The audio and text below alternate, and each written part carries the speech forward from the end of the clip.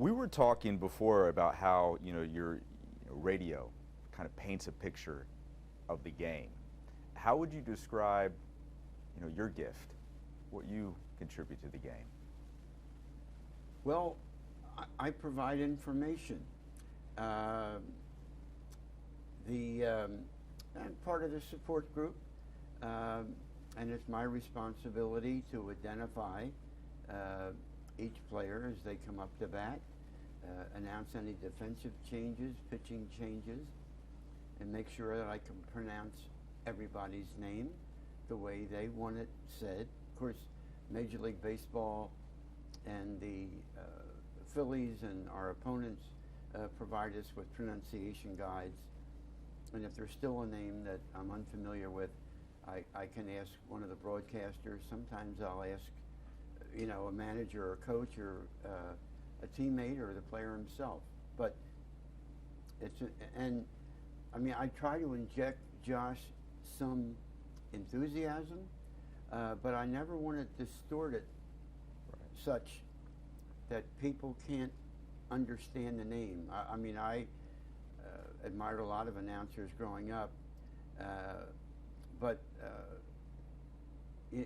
I met with Bob Shepard, the Yankees' great public address announcer, who served with distinction at Yankee Stadium from 1951 through 2007. And I went up to observe him a couple of times in my early days as the Phillies public address announcer. And Bob said, just take your time, make sure it's accurate, it's clear, concise, get in, get out. And Bill Giles, who hired me, wanted it that way too. He said, remember, you're not the show. The players are the star of the show. So, you identify them, make sure everybody can understand you, and you've done your job. And when I was first hired, besides that, I also operated the game in progress scoreboard. That is to say, Josh, the runs, hits, errors, the line score, ball strikes, outs. But you don't have to be a rocket scientist to do it. You just have to pay close attention. It's a craft, though. I wonder, I see the picture outside of the, here, and you as a young 25-year-old man versus, the last half a century of doing this. And I would think that it would evolve. Your craft would evolve. The way that you would, conduct and announce names and make sure the information would get out. It's evolved. It has. I no longer operate the scoreboard, so actually my duties are reduced in that respect. By the way, we're here in Fanavision now, where I announce, also known as the scoreboard room, which is behind Section 212 on the Hall of Fame level, same level as the press box. It's about halfway between first base and the right field foul pole, as you guys know. And but also something that's unique, which former owners Bill Giles and David Montgomery insisted upon, and our current ownership and promotions people and marketing have continued. John Middleton and Jim Buck and all of the wonderful Phillies owners who've given me this privilege. I do the opening lineups and first balls from a microphone positioned on the field where people can see you. Bill and David felt that by having their PA announcer do that, it creates a connection between the voice and the fans, and they can see who's talking, as opposed, Josh, to this disembodied voice that's coming out of the speakers. You don't know who it is or where they are or what they look like, kind of a thing. But this way, now, you'd never know it, but I try to look into the stands and make eye contact, but with sellout crowds of 45,000 people or more, obviously it's hard to zone in on one person. But I want them to know that I'm talking to them, as opposed to like talking at them, and establish that connection. And I would like to think that we've established a very good relationship with our fan base, and the Phillies are getting some national recognition for the support that the fans give this baseball team. What do you think about this team? It's one of the best Phillies. I mean, as you know, Josh, I've been announcing for over 50 years. In fact, I'm third in seniority in the history of Major League Baseball. There's only 3 of us that have announced for 50 years or more. The aforementioned Bob Shepard, who retired following the 2007 season at the age of 97, and he completed his 57th year.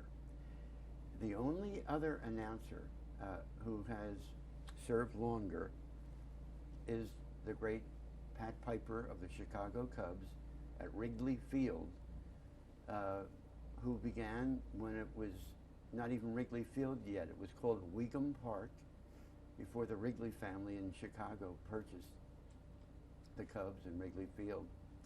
And Pat Piper announced there from 1916 through 1974, 59 years.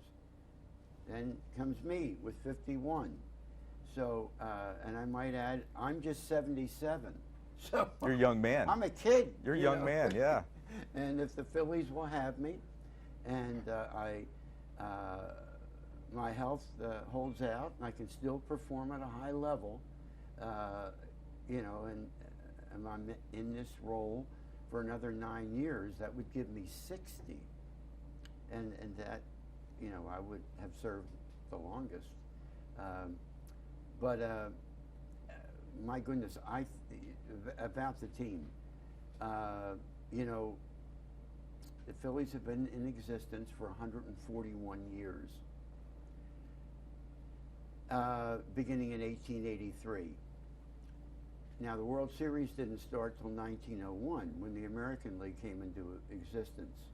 That's why it's known as the Junior Circuit. Of course, the National League started, I believe, in 1876.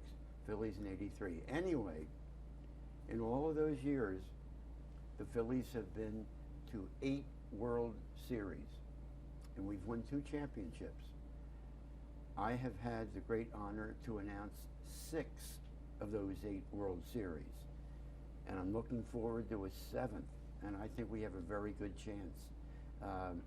I'm wearing my 2008 World Series championship ring today, and the Phillies were kind enough to give me a ring. You know, even the team that loses the World Series gets a league championship ring.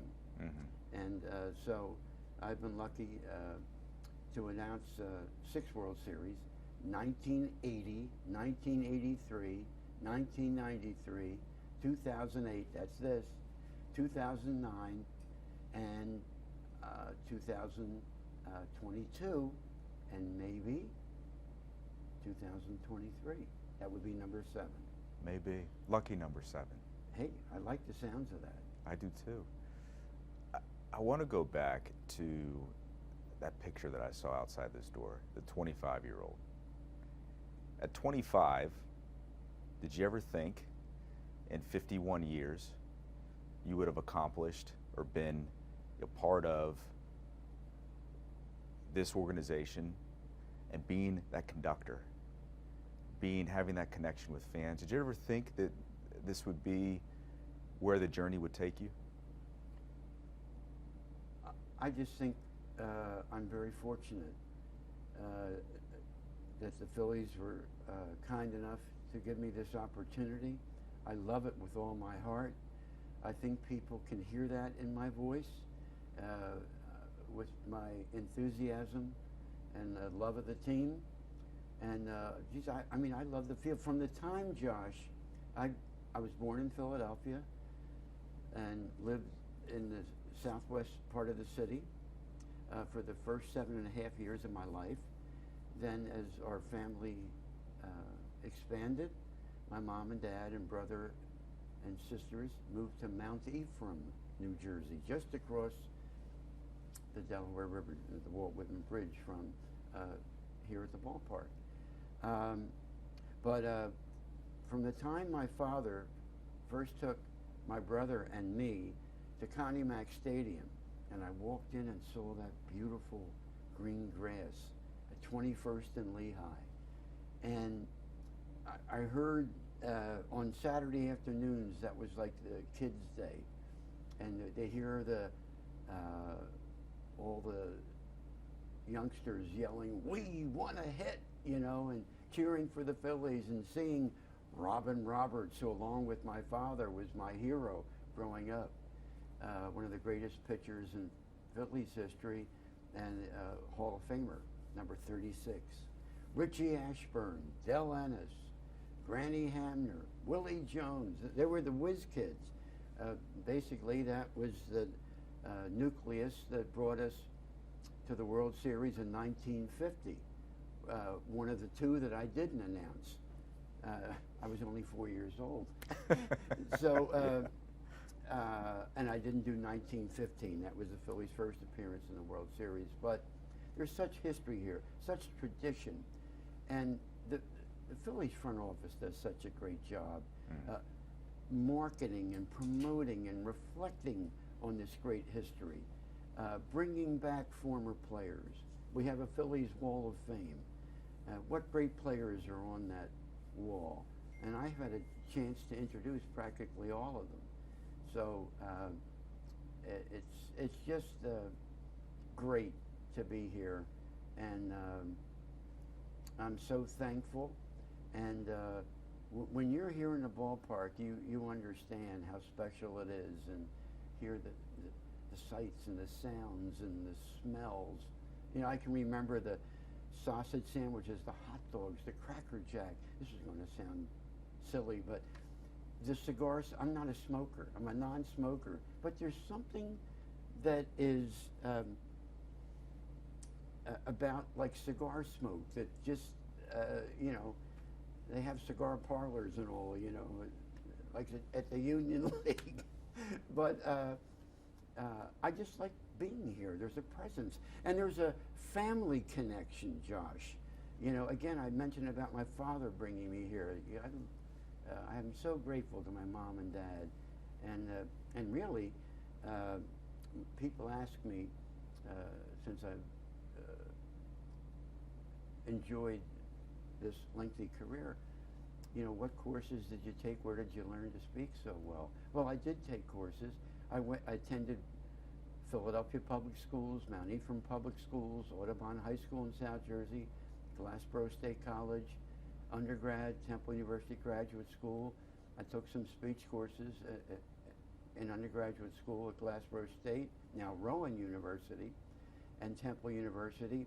But the fact of the matter is, I was a good public speaker from the time I left my parents' home.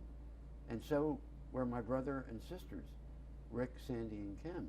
Because my mom and dad focused on elocution and pronouncing every syllable in a word, and making sure we spoke in grammatically correct English, and making sure also that we had good communication skills, Josh, in the sense that look somebody in the eye when you're talking with them, you know, as opposed to, you know, you talk to some people, they're looking at the ground, or looking in the air, they can't, I almost feel like getting in their face. I don't want to hurt them. Just say, hey, look at me, you know, I'm talking. And, but anyway, my parents did all of that. And so growing up through school, elementary school, junior high school, college, people would ask me to, you know, MC assemblies, make presentations, you know, in front of the class, in front of the whole school, in auditoriums. I could always speak in front of people. And I mean, I've spoken in front of as many as 175,000 people at the Coca-Cola 500 in Charlotte, North Carolina. I don't care how many people are out there. You never got nervous? Never.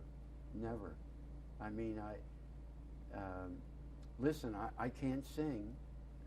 not a bad dancer, but I could never perform in front of people, you know. But I could always talk, and whether it's a small group, whether it's a large group, I love talking with you. I love people, you know, and I hope that comes across. But I've been so blessed with family, friends, co-workers. Yeah. I mean, I've been at the Phillies for about 52 years, because there was one season that, because of some medical challenges, the pandemic shortened year of 2020, I was only able to do the one preseason game and a couple of inter-squad games before I had some surgeries. And my gosh, I couldn't wait to get back. I was a mess when I was done with that, but you know, I said, now will I be able to still talk, you know, and ask the doctor? And they said, oh yeah, you know, did that. We've had opera singers. I went to Jefferson. What a great medical institution. The doctors there, the nurses, the whole staff. Yeah. And I'm sorry for that. That's okay. I appreciate your time. I think we're good. Is there one name or one person that you'd love to say their name? Yes. You want to ask him that, Josh? Yeah. Okay. What, I'm sorry. that's about okay. this. I don't know if you wanted to. I'll mute it and put and it then in airplane ask mode. that and Then I got Get one you- thing I want you to do for me. get you out of Okay. here. Yeah. All right, let me. Hey, Matt. Yeah. I don't have any time. I'm doing a TV interview right now. Shot while you're Uh, Yeah, you know, I could be available on Monday if the Phillies win. Yeah, two in Arizona. Okay? Okay, well, I'll call you back later today, but I'm doing several interviews here at the stadium. Okay? Thanks, Matt. Bye. I co-host a... Merrill also owns WBCB Radio. Well, he's a minority owner. Oh wow. WBCB is in Levittown. Okay, Josh, we're rolling. Okay, Okay. cool. Yeah. Yeah. Any names over the years that you've just enjoyed announcing? Well, Josh, you know, even though I can't sing, I love to me there's almost a musical sound, a pleasant sound about the way you pronounce names, especially the polysyllabic names, multiple syllables. And so they're the ones that I have the most fun with. But over the years,